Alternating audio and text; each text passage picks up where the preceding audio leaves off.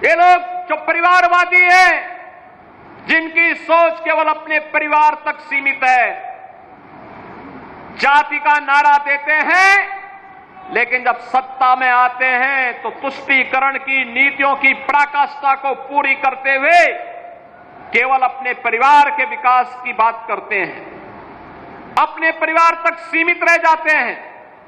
आपने देखा होगा जब 22 अप्रैल को पहलगांव में पर्यटकों पर हमला हुआ था, आतंकी हमला हुआ था, समाजवादी पार्टी के नेताओं के बयान किस किस प्रकार के बयान आते हैं, ये पता लगाने में ही कठिनाई होती है कभी कभी कि ये समाजवादी पार्टी के नेता बयान दे रहे हैं या कोई पाकिस्तान का प्रवक्ता बयान दे रहा है।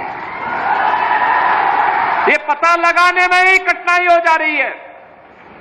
आपने कल समाजवादी पार्टी के एक पदाधिकारी का मुंबई में दिया गया बयान देखा होगा। इससे पहले कानपुर का एक नौजवान अपने परिवार के साथ गया था पहलगांव,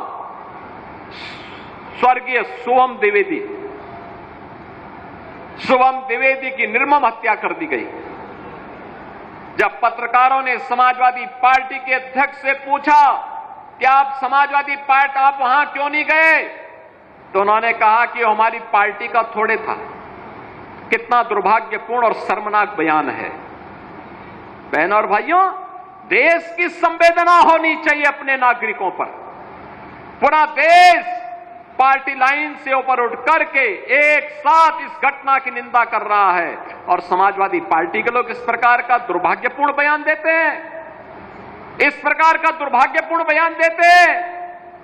पहलगांव की घटना में उनका एक राष्ट्रीय महासचिव बयान देता है, कहता हिंदू ने हिंदू को मारा है, यानी पाकिस्तान को क्लीन चिट देने की कुत्सित चेष्टा। उनका एक सांसद उससे भी घटिया स्तर का बयान देता है।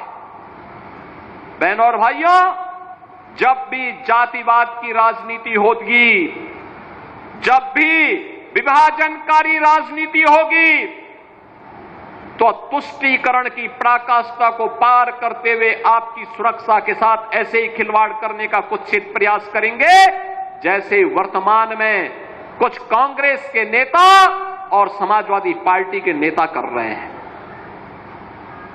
हमें एक स्वर से निंदा करनी चाहिए।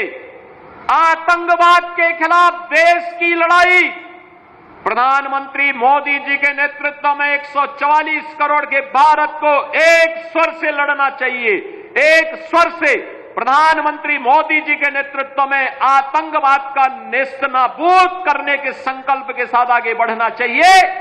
इस संकल्प के साथ अगर हम आगे बढ़ेंगे तो जैसे 10 वर्ष में आपने देश से आतंकवाद को, नक्सलवाद को, उग्रवाद को समाप्त होते हुए देखा होगा, ऐसे ही जो थोड़े तत्व अब सिर उठाने का प्रयास कर रहे हैं, इनके भी जहन्नुम में जाने के दिन बहुत शीघ्र सामने दिखाई देंगे।